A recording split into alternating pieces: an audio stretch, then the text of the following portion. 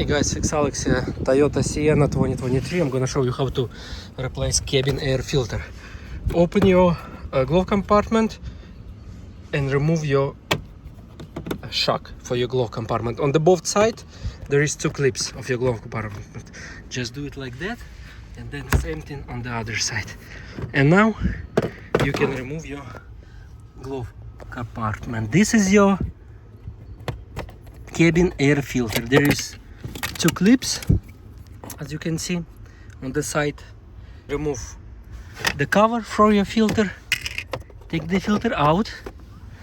This one is very dirty. As you can see, there is a arrow that points air direction. That's how you supposed to stick it in. I don't see part number here, guys. Maybe this is the part number.